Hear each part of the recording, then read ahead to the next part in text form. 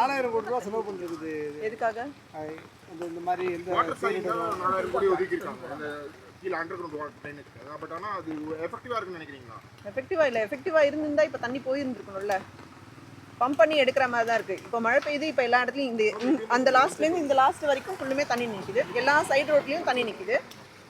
கொஞ்சம் நேரம் மழை விட்டு கொஞ்சம் நேரம் பொறுத்து அந்த தண்ணி ட்ரைன் ஆகுது. அப்போ என்ன பண்ணுறாங்க, அவங்க பம்ப் வச்சு எடுக்கிறாங்க, மோட்டர் போட்டு எடுக்கிறாங்க, தண்ணி ட்ரைன் ஆகும். அகைன் மழை பெய்தா அகைன் தண்ணி நிற்க தான் செய்யுது. ஸோ அது ட்ரைனேஜ் போட்டதால அந்த வாட்டர் ட்ரைனால யூஸ் இருக்கிற மாதிரி எனக்கு தெரியல. இருந்திருந்தால் அது வந்து காலியாக இருந்திருக்கும். ரொம்ப கஷ்டமாக தான் இருக்குது மக்களுக்கு. போகும்போது வரும்போதும் இது பண்ணிட்டு போகிறாங்க. ஆனால் ரொம்ப கஷ்டம்தான் இந்த மாதிரி. இப்போ வந்து ஒன்றுமே இது பண்ணல. தண்ணி எல்லாமே காவா தண்ணி மேலே வருது. தண்ணி அதிகமாக வந்தோடனே காவா தண்ணி அதிகமாக வருது.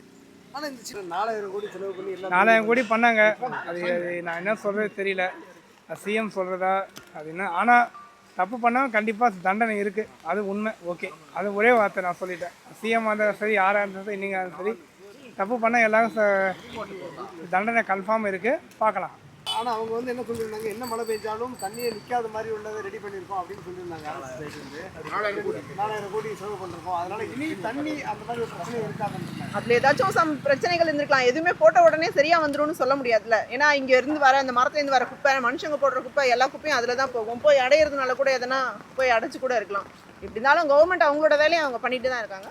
நடக்க வேண்டிய விதத்தில் எஃபெக்டிவாக இருக்குது அப்படின்றது நம்மளால் சொல்ல முடியாது. அதுக்கு ரிசல்ட்டு தானாக தெரியும், காலம் பதில் சொல்லும். எஃபெக்டிவாக இருந்தால் அடுத்த மழைக்கு தாங்குமா அப்படின்றது தெரியும். புயல் இன்னும் போலி, இங்கே தானே இருக்குது. இந்த மலைக்கே வந்து இந்த மாதிரி, அது குறிப்பாக வந்து ஸ்டாலின் அவரோட தொகுதி, இந்த தொகுதிக்கு இவ்வளோ மலைக்கே இந்த தொகுதி இது மாதிரி ஆகிட்டு எப்படி பார்க்குறீங்கன்னா? ரொம்ப கஷ்டமாக தான் இருக்குது. ஏன்னா போக முடியாது, வர முடியாது. எந்த இதுவுமே உள்ளே தான், வீட்டுக்குள்ளே தான் நாங்கள் அடங்கி இருந்த மாதிரி இருக்க வேண்டியிருக்கு. அப்போ வாழ்வாதாரம் பாதிக்கப்படும். கண்டிப்பாக பாதிக்கும். மக்கள் கட்சிக்காரங்க வந்து ஹெல்ப் பண்ணாங்கன்னா இல்லை, அப்படிலாம் ஒன்றும் இல்லை. ஏன்னா இது நிவாரணம் கொடுக்குறதோ இல்லை எப்படி நான் பார்க்குறேன். அது இப்போ இது வரைக்கும் ஒன்றும் இது பண்ணல. இனிமேட்டு பண்ணுறாங்களா என்னன்னு தெரில. இப்போ நீங்கள் போயிட்டு வர்றீங்க, எவ்வளோ தண்ணி கிடக்குது? தண்ணி எனக்கு பைக்கு சைலன்சர் வரைக்கும் கிடக்குது.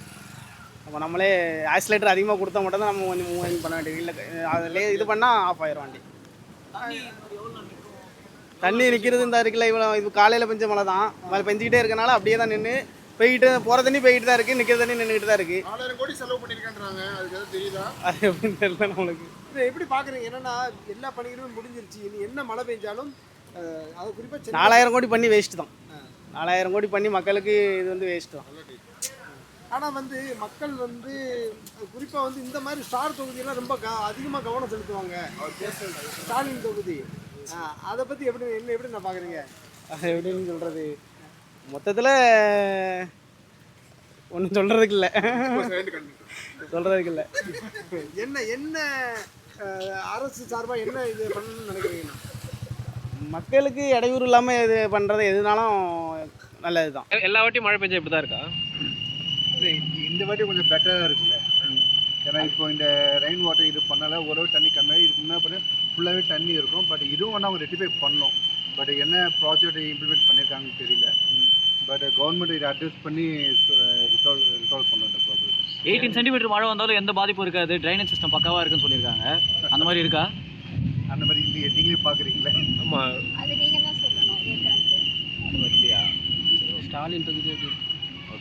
மழையோட இயற்கை இன்னும் யாரோ எத்தனை பேர் சாக போகிறாங்கன்னு தெரியல.